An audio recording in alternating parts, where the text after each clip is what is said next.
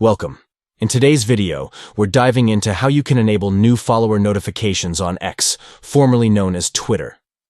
Keeping track of your growing audience has never been easier, so let's get started. First, grab your Android device and open the X app. Once you're logged in, head to the top right corner of your screen and tap on your profile picture. This will take you to your profile page. Next, look for the Settings and Support option right below your profile details. Go ahead and tap on that. You'll then see a menu appear. Tap on Settings and Privacy to access more options related to your account. Once you're in the Settings menu, scroll down a bit and tap on Notifications. This section allows you to customize how you receive updates from X.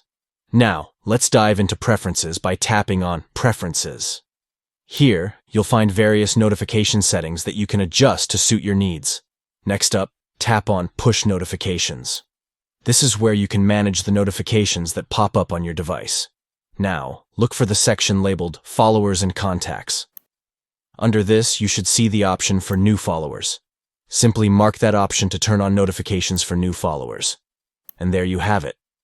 You're all set to receive notifications every time you gain a new follower.